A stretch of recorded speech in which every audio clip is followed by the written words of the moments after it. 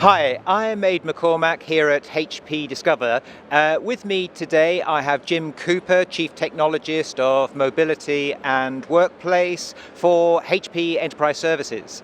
Jim, tell me about smart shopping. Smart shopping is a location-based enhancement, augmentation of shopping experience where users come into a retail outlet, could be any number of types of retail outlets, and based upon beacons, any way we can predict where an individual's at, we can give them a different and augmented shopping experience.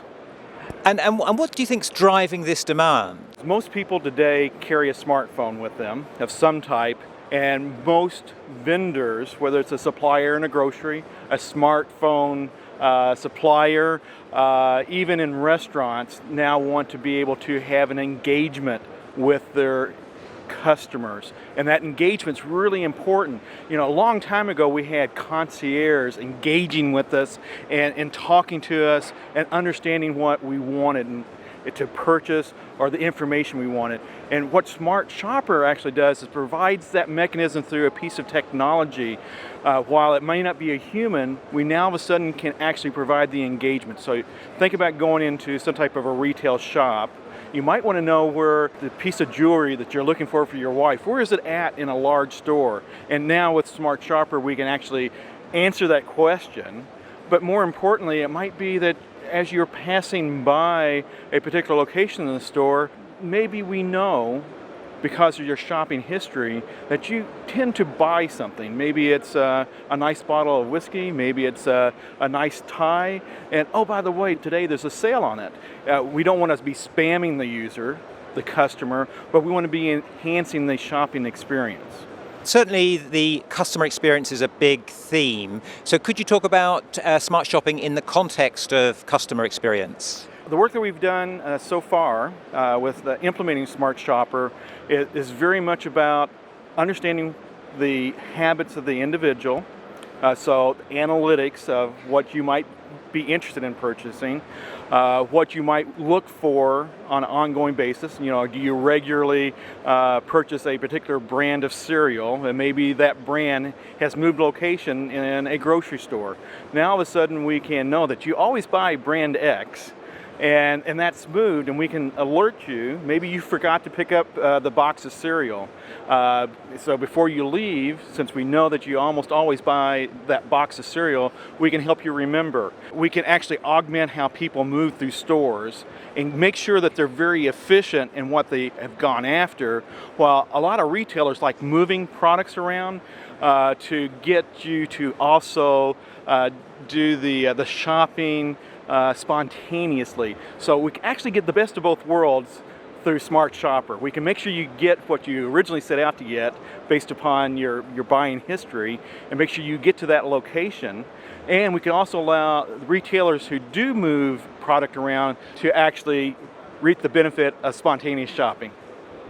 Convenience is a large part of this, but how do you trade that off with security and privacy issues? Absolutely. So one of the things that we have set out to do whenever we engage with customers to say we don't want to spam users. So we want to respect the privacy of the user. The other thing is it's an opt-in service.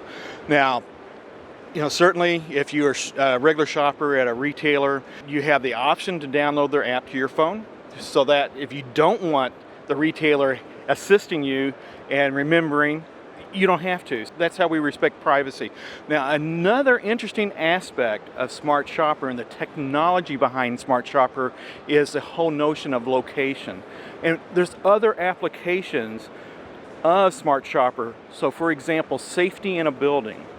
If we know that you usually carry your smartphone and there was an emergency event in the building, with the same technology we use for Smart Shopper, we can know whether or not that device, which we are assuming is connected to the individual, has actually vacated the building.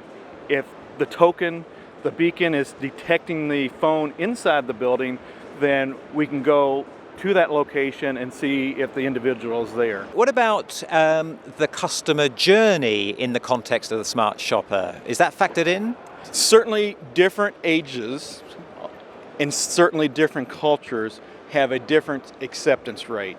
You can think about Gen Xers, individuals in college, individuals maybe in secondary school that are very used and it's no problem sharing information. We can think about the tweets, the Facebook posts. I'm telling everybody where I'm at, anytime, any place. Now, older individuals are probably exactly the opposite.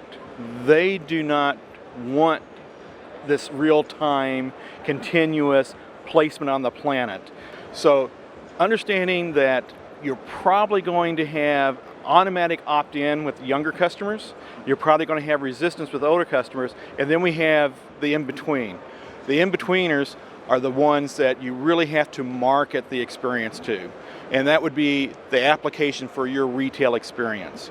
Today, each retail experience, or each store, each restaurant, is in fact that company's piece of proprietary information. So that provides privacy from store to store, retailer to retailer, restaurant to restaurant, because you're opting in to that experience.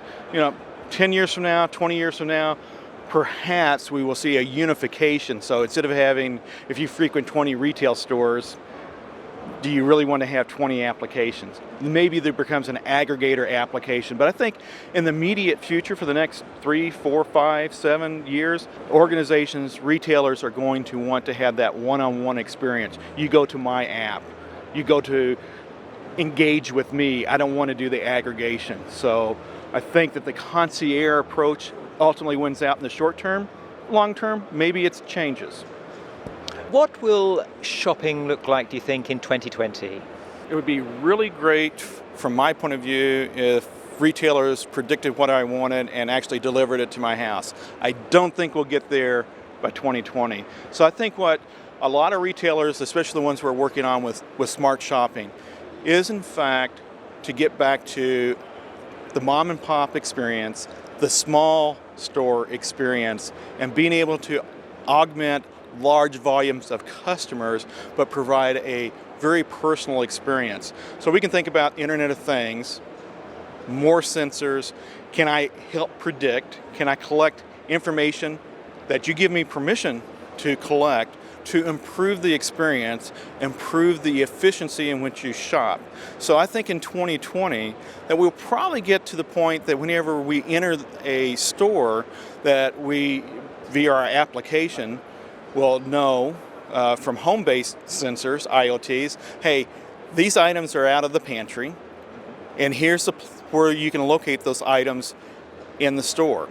And it could be the suit, or maybe there's a rip in your suit, or your suit is at the cleaners, and so we'll actually see smart shopping actually starting to become that level of personal concierge experience that I know that I've missed since my days as a young lad, whenever you were always greeted personally by a human. And I think that we'll see lots of retailers actually put wandering individuals around to help customers now, rather than simply be sort of the crabby old lady being, what do you want? It'll be more of, how can I help you?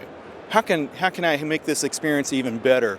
Let me see what's on your list and how I can help you. And oh, by the way, did you know maybe this list of spices, or maybe you need a tie to go with the new suit, and make that interaction of tremendous value, because it's all about keeping the customer in the future. It's a lot less expensive to keep a customer than get a new customer. Well, thank you very much, Jim. Enjoy the show. Absolutely. Thank you for inviting me.